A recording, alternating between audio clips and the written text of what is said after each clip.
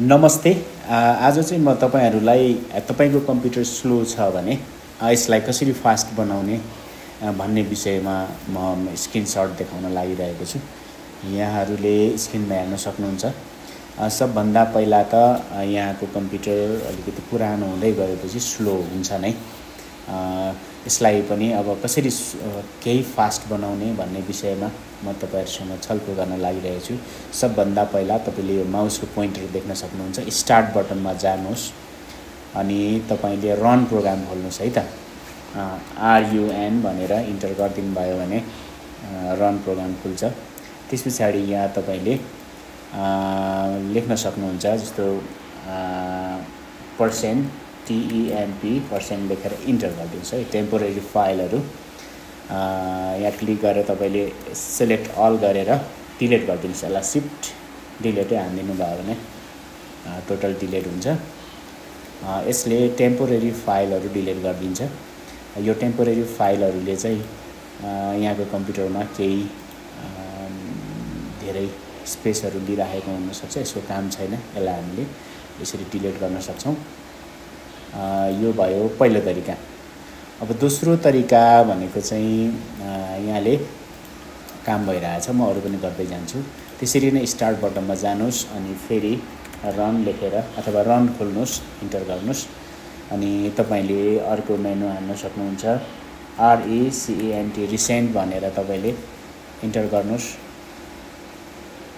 रिसेन्टको फाइलहरु पनि तपाईले shift delete गर्दिनुस्। यसलाई पनि यो पनि डिलिट भइसक्यो। त्यस्तै गरेर तपाईं फेरि स्टार्ट बटनमा जानुहोस्, रन लेख्नुहोस्, इन्टर गर्नुहोस् अनि अर्को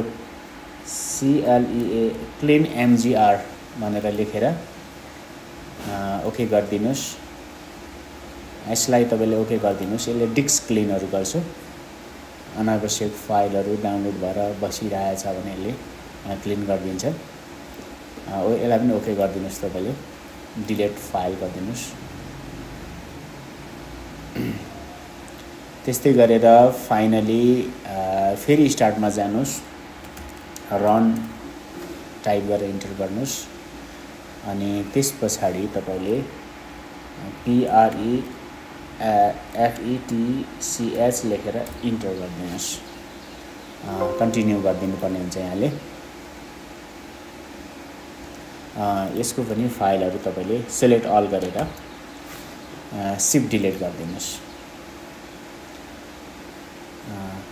यसलाई हामीले स्किप गर्दियौं। कतिपय फाइलहरु चाहिँ डिलिट नहुने अवस्थामा हुन सक्छ। यति भइसकेपछि लगभग तपाईको कम्प्युटर केही न केही सधैँको भन्दा फास्ट हुन्छ। तपाईले एकचोटी यसलाई रिस्टार्ट पनि गर्दिन सक्नुहुन्छ। यो काम सकिएपछि केही न केही त फास्ट नै हुन्छ। अनि अर्को एउटा फाइनली कुरा, तपाईको कम्प्युटर साच्चै नै स्लो छ, यो गर्दाखेरि पनि स्लो नै भइराख्छ भने चाहिँ तपाईले तपाईको कम्प्युटरको हार्ड डिस्क यदि HDD छ भने चाहिँ तपाईले यसलाई SSD मा कन्भर्ट गर्नुभयो भने मैले स्क्रिनमा देखाइरहेको छु। तपाईको कम्प्युटरमा चाहिँ HDD छ भने यसलाई SSD मा कन्भर्ट गरिदिनु भयो अथवा M.2 मा कन्भर्ट गरिदिनु भयो भने चाहिँ निश्चय नै कम्प्युटर पुरानै भए पनि राम्रै काम गर्छ। निकै फास्ट चल्छ। मेरो यो कम्प्युटरमा पनि मैले HDD लाई क्यान्सल गरेर SSD राखेको छु। अहिले धेरै नै राम्रो चल्छ।